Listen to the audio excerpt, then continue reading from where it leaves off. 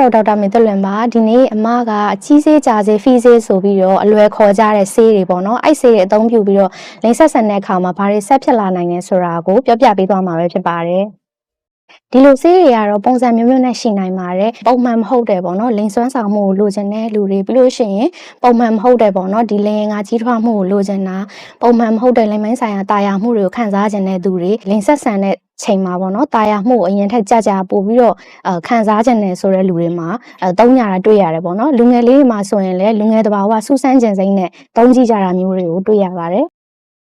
ဒီကတော့အမျိုးသားလျင်ကစီသွားတဲ့သွေးလက်ပတ်မှုပို့ပြီးတော့ကောင်းစေခြင်းအဖြစ်ပေါ့နော်အမျိုးသားလျင်ကအချိန်တိုင်းတာတစ်ခုထိကြီးလာတယ်လို့ထင်ရတာမျိုးပေါ့နော်ပြီးလို့ရှိရင်ဒီအမျိုးသားလျင်ကထောင်မဲ့ချိန်ပိုကြစေတာမျိုးပေါ့နော်ဒီလိုအာနိသင်မျိုးတွေရှိပါတယ်အဓိကကတော့ပေါ့နော်လိမ်မိုင်းဆိုင်ရာကျန်းမာရေးချို့ရမ်းတဲ့သူတွေဘယ်လိုမျိုးအခြေအနေလဲဆိုလို့ရှိရင်ပေါ့နော်လိမ်တန်းမထောင်မဲ့နိုင်တဲ့ကျန်းမာရေးပြဿနာရှိတဲ့သူတွေမှာဆိုလို့ရှိရင်ဆရာဝန်ညွှန်ကြားချက်နဲ့ပေါ့နော်အချိန်အကန့်အသတ်နဲ့ဆရာဝန်ပေးတဲ့ဒီလိုအပ်တဲ့ပမာဏအတိုင်းပဲအသုံးပြုရတာဖြစ်ပါတယ်မိမိသဘောနဲ့မိမိသုံးဆွဲလို့ရှိရင်တော့အနေနဲ့များပါတယ်ဘေးရဆိုးကျိုးတွေအများကြီးကြုံရတတ်တယ်ပေါ့နော်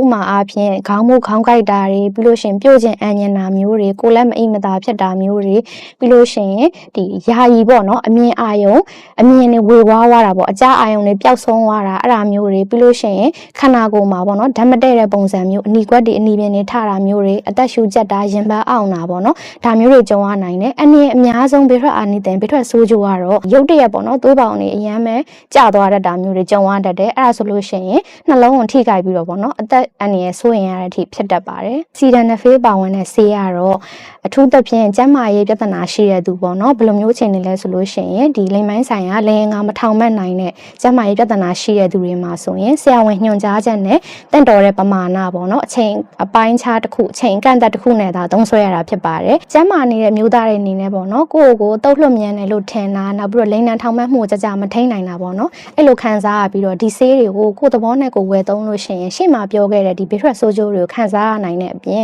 နှလုံးရောဂါခံရှိတဲ့အမျိုးသားတွေဆိုလို့ရှိရင်ပေါ့နော်အသက်ဆုံးရှုံးတဲ့အထိဖြစ်နိုင်ပါတယ်ဒါကြောင့်မလို့ဒီဆေးတွေကအရင်အန္တရာယ်များတဲ့အတွက်ကိုယ့်ရဲ့သဘောနဲ့ကိုယ့်ဟာကိုယ်ပေါ့နော်ဝယ်ပြီးတော့မသုံးဆွဲသင့်ပါဘူးနော်